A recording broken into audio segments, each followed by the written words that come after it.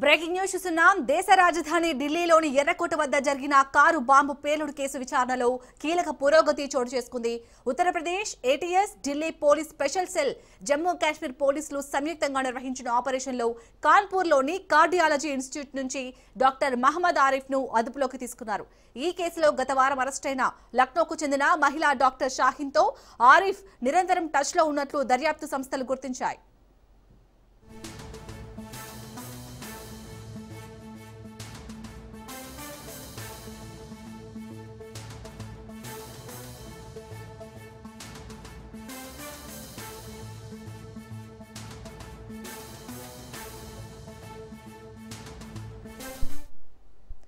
Doctor Shaheen phone రికార్డులను పరిశీలించినప్పుడు ఆరిఫ్ పేరు వెలుగులోకి వచ్చింది. జమ్మూ కాశ్మీర్లోని అనంతనాగ్కు చెందిన ఆరిఫ్ నీట్ ఎస్ఎస్ 2024 బ్యాచ్ విద్యార్థి. ఫరీదాబాద్లోని అల్ ఫలా యూనివర్సిటీలో అతను విద్యను అభ్యసించినట్లు తెలిసింది.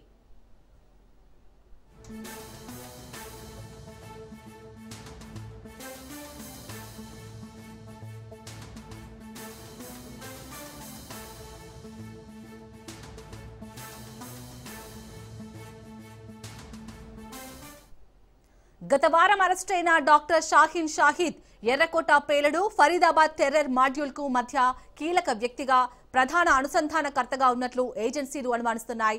జైషే మహమ్మద్, అన్సార్ గజ్వత్ ఉల్ హింద్ అనే రెండు ఉగ్రవాద సంస్థలతో సంబంధం ఉన్న ఫరీదాబాద్ మాడ్యూల్ ని జమ్మూ కాశ్మీర్ పోలీసులు ఛేదించారు. ఈ క్రమంలోనే ఫరీదాబాద్ లోని దౌజ్ క్రమంలో అద్దెకు తీసుకున్న ప్రాంగణంలో భారీగా పేలుడు పదార్థాలు స్వాధీనం చేసుకుని డాక్టర్ ముజమ్మిల్ అహ్మద్ గనాయ్ ను అధికారులు అరెస్ట్ చేశారు.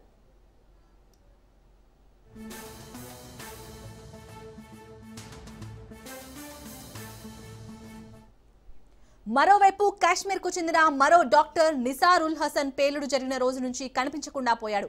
ఉగ్రవాద సంస్థలతో సంబంధాలు ఉన్నాయనే ఆరోపణలతో జమ్మూ కాశ్మీర్ ప్రభుత్వం అతడిని ఉద్యోగం నుంచి తొలగించగా ఆ తర్వాత అల్ ఫలా యూనివర్సిటీ అతడిని నియమించుకుంది.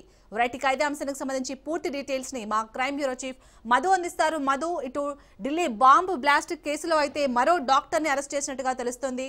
సో ఆ డాక్టర్ నుంచి ఎలాంటి కీలక సమాచారం రాబడుతున్నారు అధికారులు? అప్డేట్స్ ఏంటి? అల్ ఫహీమ్ ఆ యూనివర్సిటీలో ఉన్నటువంటి రూమ్ నెంబర్ 13 ఏదైతే ఉందో ఆ రూమ్ నెంబర్ 13, ఈ పదాన్ని మళ్ళీ మనం ఎందుకు ఇప్పుడు చెప్పామో మధ్యలో నేను వివరిస్తాను.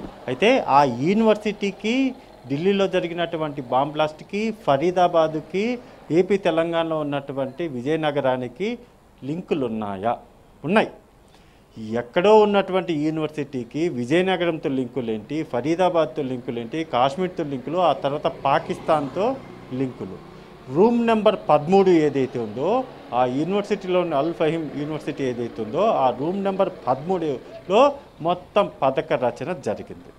ఆ పథక రచనే 1, 2 కానే కాదు, 3 కార్లు, ఏకంగా 3 కార్లలో బ్లాస్టింగ్ జరపాలి అనేటటువంటి పక్కా పథకం అయితే రచించారు.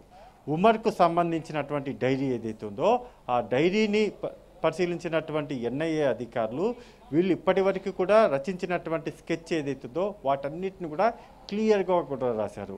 ఏదైతే పేలుడు పదార్థాలు ఎక్కడ కొనుగోలు చేయాలి, ఇప్పటి వరకు కొనుగోలు చేసినటువంటి పేలుడు పదార్థాలు, వాటి వివరాలు, ఎవరెవరికి ఎంత వెళ్ళింది అనే వివరాలన్నింటినీ కూడా అతను క్లియర్గా కూడా ఆ రూమ్లో దొరికినటువంటి డైరీలో అయితే లభ్యమైపోయాయి. ఇక ఏంటి నెక్స్ట్ వీళ్ళు ఎటువంటి స్టెప్ తీసుకోవాలనుకున్నారంటే, ఏకకాలంలో ఇండియాలో అనేక చోట్ల, అందులోనూ ఢిల్లీ ఏదైతే ఉందో ఢిల్లీలో ఏకకాలంలో ఒకేసారి 8కి పైగా బాంబ్ బ్లాస్ట్లు జరపాలి అనేది నెంబర్ 1. నెంబర్ 2, భారతదేశంలో ఉన్నటువంటి ప్రముఖ హిందూ దేవాలయాలు ఏవైతే ఉన్నాయో ఆ టెంపుల్స్లో బాంబ్ బ్లాస్ట్లు జరపాలి.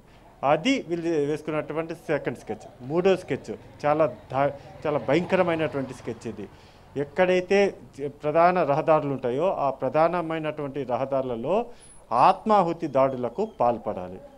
నెంబర్ 4, ఆలయాలు కావచ్చు, వాటర్ ట్యాంకులు కావచ్చు, వాటిల్లో విషం కలపాలి. జనాలు ఆ నీళ్లను తాగి అందరూ చనిపోయేలాగా చెయ్యాలి. చూసారుగా ఎంతటి వ్యూహరచన చేశారు. సో ఇప్పుడు ప్రధానంగా కూడా ఎక్కడ 3వ కారు ఉంది, మారుతి బ్రిజా కారు ఏదైతే ఉందో అది ఎక్కడ ఉంది అని ఆరా తీసినప్పుడు అది యూనివర్సిటీలో, అల్ ఫలాం యూనివర్సిటీ ఏదైతే ఉందో అక్కడ ఈ కారు పార్క్ చేసినట్టుగా తెలుస్తుంది. ఎవరిది ఈ కారు అనే దానికి సంబంధించినటువంటి డీటెయిల్స్ అన్నీ కూడా ఆరా తీసినప్పుడు ఎవరైతే ఢిల్లీ బాంబ్ బ్లాస్ట్లో చనిపోయినటువంటి డాక్టర్ ఉమర్ ఉన్నారో అతనికి సంబంధించినటువంటి ఫ్రెండ్, బంధువు అతన్నే అక్కడ కారు పార్క్ చేసినట్టుగా అయితే పోలీస్ అధికారులు అయితే గుర్తించారు. మరి ఇప్పుడు అతన్ని కూడా అదుపులోకి తీసుకోవడం జరిగింది. అతన్ని కూడా విచారిస్తున్నారు.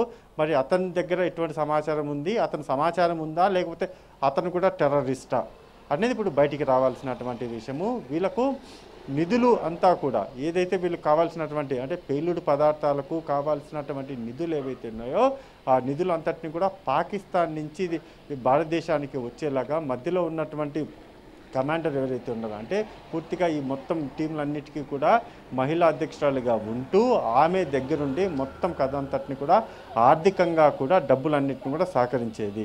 అయితే ఈ పేలుడు పదార్థాలు కొనుగోలు చేయడానికి తాజాగా 20 లక్షల రూపాయలు కూడా ఈమె ఇవ్వడము, అదేవిధంగా 3 లక్షల రూపాయలు పెట్టేసి కొన్ని కెమికల్స్ను కూడా కొనుగోలు చేసినట్టుగా అయితే అధికారులు గుర్తించారు. అలా కొనుగోలు చేసినటువంటి కెమికల్స్ అంతటిని అంటే ముడి సరుకు ఏదైతే ఉంటుందో ఆ ముడి సరుకును అంతటిని కూడా తీసుకుని రావడము. వీళ్ళు సైంటిస్ట్ లాగా ఇవి చదివిందేమో MBBS కానీ చేసే పనులన్నీ కూడా ఈ పూర్తిగా కూడా ఒక సైంటిస్ట్ లాగా మొత్తం ముడి పదార్థాలు అన్నింటిని కూడా తయారు చేసి ఒక బాంబ్ బ్లాస్ట్ జరపడానికి కావాల్సినటువంటి పదార్థాలు బాంబులు ఏవైతే ఉన్నాయో వాటిని రెడీ చేయడమే ఇన్ని రోజుల పాటు జరిగినటువంటి కుట్ర. అండ్ మోరవర్ రూమ్ నెంబర్ 13 ఏదైతే ఉందో ఆ యూనివర్సిటీకి సంబంధించినటువంటి రూమ్ నెంబర్ 13లోనే ఆత్మాహుతి దాడికి పాల్పడడానికి ఎవరెవరు సిద్ధంగా ఉన్నారు, ఎంతమంది సిద్ధంగా ఉన్నారు అనే దానికి సంబంధించినటువంటి డీటెయిల్స్ కూడా రాబోతున్నాయి. అందులో 13 మంది పేర్లు. ఆ 13 మంది ఎవరు, ఆ 13 మంది ఎక్కడున్నారు, కేవలం అందులో పేర్లు మాత్రమే ఉన్నాయి. మరి ఆ 13 మంది ఎవరు అనేది కూడా ఇప్పుడు బయటికి రావాలి. కానీ 3 కార్లను సిద్ధం చేశారు.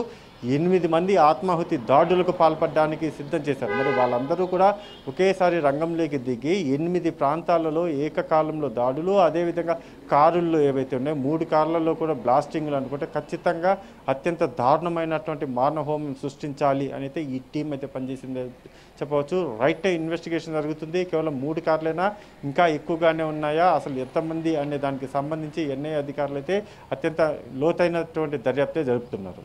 మధు, మీరంటూ వీరందరూ కూడా అంటే రోజుకొక విషయం బయటకు వస్తుంది. డాక్టర్ ముసుగులో ఉంటూ ఇంత పెద్ద భారీ కుట్రకు హెల్ప్ చేస్తున్నారు. సో ఇప్పుడు డాక్టర్ ప్రజెంట్ అరెస్ట్ చేసిన మరో డాక్టర్ మహమ్మద్ ఆరిఫ్ ఎప్పటి నుంచి ఈ ఉగ్రవాదులకు హెల్పింగ్ చేస్తున్నట్టుగా తెలుస్తుంది. అసలు ఇంకా అతని నుంచి ఇంకా కీలక వ్యక్తులు ఏమైనా సమాచారం బయటకు వచ్చే ఛాన్స్ ఉందా?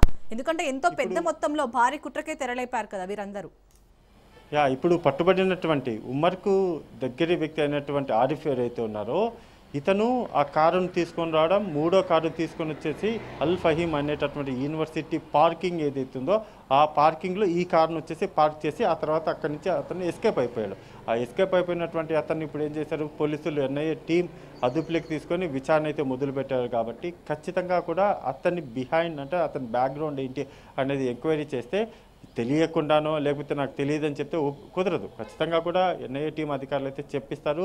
అసలు నువ్వెందుకు కారు తీసుకున్నావు, ఉమర్ పేరుతో 3 కార్లు ఏవైతే ఉన్నాయో ఆ 3 కార్లకు సంబంధించి ఒక కారు నీ దగ్గరికి వచ్చింది, అసలు ఎక్కడి నుంచి ఈ కారు వచ్చింది అనే దానికి పూర్తిగా కూడా ఎంక్వైరీ చేసినప్పుడు ఆరిఫ్కు లింకులు ఉన్నాయా లేవా అనేది బయటపడిపోతుంది. కానీ ఇప్పటి వరకు మాత్రం ప్రాథమికంగా అతన్ని అదుపులోకి తీసుకొని విచారిస్తున్నారు. అతని దగ్గర నుంచి కీలక ఇన్ఫర్మేషన్ ఏదైనా ఉందా అనే ప్రయత్నం ఏదైతే ఉంటుందో దానికోసం ప్రస్తుతం ఎంక్వైరీ నడుస్తుంది. కాబట్టి ఈరోజు సాయంత్రం వరకు కూడా తెలియబోతుంది ఆరిఫ్ మిస్టర్ పర్ఫెక్టా, ఆరిఫ్ వెనక ముఠా ఏదైనా ఉందా, అతను టెర్రరిస్ట్కు సహకరిస్తున్నారా అనేది కూడా ఒక కన్ఫర్మేషన్ వస్తుంది. కానీ ఈ టీం మెంబర్స్ ఎవరైతే ఉన్నారో అంటే టెర్రరిస్ట్ టీం ఎవరైతే ఉన్నారో వీళ్ళందరూ కూడా ఒకరికొకరు సంబంధం లేకుండా కేవలం కమ్యూనికేట్ చేసుకుంటూనే ఇతర ప్రాంతాలలో ఉండి ఫరీదాబాద్లో కొంతమంది, విజయనగరంలో కొందరు, మరికొంతమంది ఢిల్లీలో ఉంటూ, మరికొంతమంది లక్నోలో ఉంటూ అంతా కూడా అంటే టీమ్ ఆఫ్ పీపుల్ అంతా కూడా వివిధ ప్రాంతాలలో ఉంటూ వీళ్ళు కమ్యూనికేట్ చేయడానికి ఏదైనా అవసరం ఉండి మాట్లాడుకుంటే కేవలం ఆ రూమ్ నెంబర్ 13 ఏదైతే ఉందో ఆ రూమ్ నెంబర్ 13లోకి వెళ్ళి కొంతమంది అంటే దగ్గరలో ఉన్నటువంటి వారు అయితే వాళ్ళందరూ రూమ్ నెంబర్ 13లో పథక రచన చేసేవారు అనేది ప్రాథమికంగా బయటకు వచ్చింది. మరి ఇక్కడ దూర ప్రాంతాలు ఉండేటటువంటి వారందరూ కూడా ఎక్కడి నుంచి ఎక్కడికి వెళ్తూ ఉండేవారు, ఎలా సహకరించేవారు అనేది ఇప్పుడు బయటికి రావాల్సినటువంటి విషయం. కానీ డెఫినెట్గా రూమ్ నెంబర్ 13 చాలా కీలకం. ఇప్పుడు ఆ రూమ్ నెంబర్ 13లో ఏం జరిగింది అనేది NIA అధికారులు బయటపెట్టబోతున్నారు. Right, thank you Madhu.